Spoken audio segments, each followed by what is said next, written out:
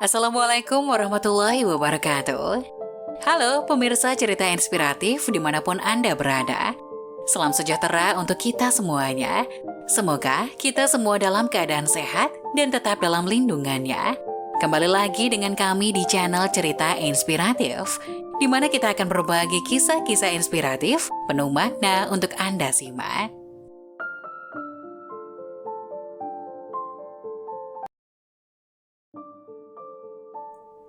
Hati-hati, ini kebiasaan yang dilarang saat di Tanah Suci.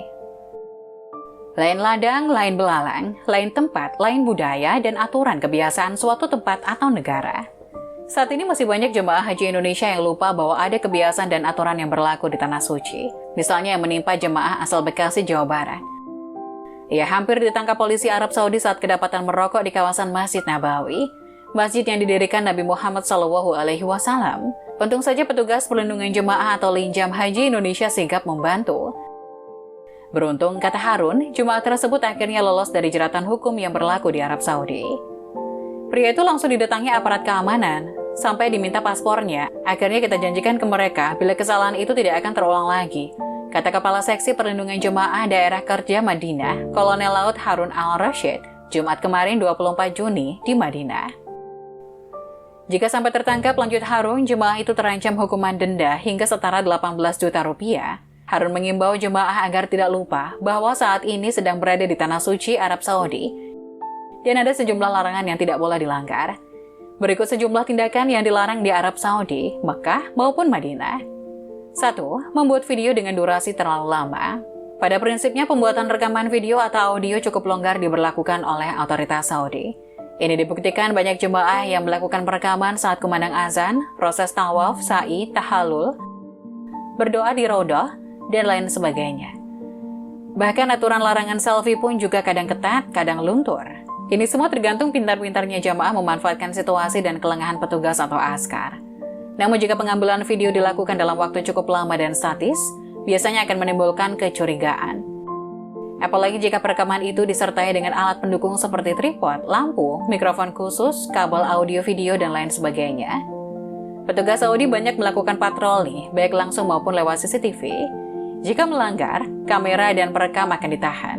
Bahkan rekaman akan dihapus. Ini seperti dialami jemaah di Kompleks Nabawi Rabu 15 Juni 2022 malam. 2. Membentangkan spanduk. Di dalam maupun di luar kompleks masjid, jemaah jangan sekali-kali membentangkan spanduk, barang, atau bendera yang menunjukkan identitas personal atau kelompok tertentu. Otoritas Saudi melarang keras pengibaran penanda-penanda tersebut. Bahkan jemaah juga dilarang membentangkan bendera merah putih.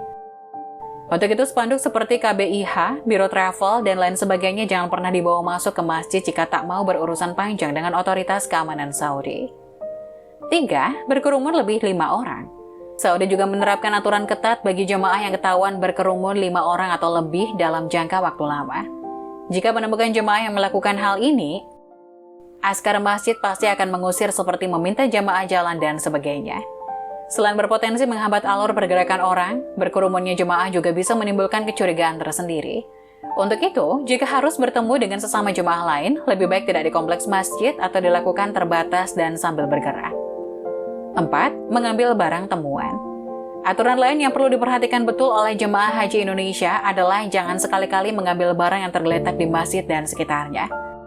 Sebab meski niat jemaah adalah baik untuk mengamankan barang tersebut, namun bisa dimaknai lain, seperti mencuri dan sebagainya. Ratusan CCTV yang berada di dalam dan luar masjid akan bisa menangkap pergerakan jemaah yang dicurigai tersebut.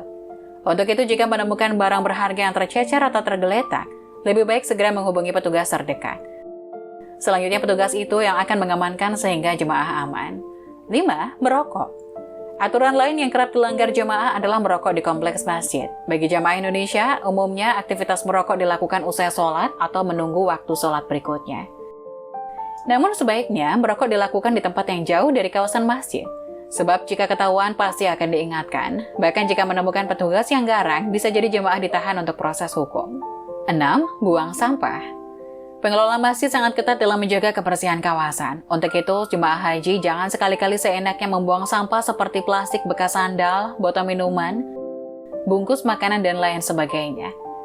Di banyak sudut, pengelola sudah menyediakan kotak-kotak sampah. Bahkan di dalam masjid, ada petugas khusus yang berkeliling membawa plastik besar sebagai tempat pembuangan sampah jamaah. Jika memang susah menemukan tempat sampah, lebih baik botol bekas dan sebagainya itu disimpan sesaat di tas atau dibawa dulu. Sebab jika ketahuan sengaja mengotori masjid dan sekitarnya, jemaah akan terekam CCTV. Tak lama kemudian, askar masjid akan menahan untuk melakukan pemeriksaan dan sebagainya.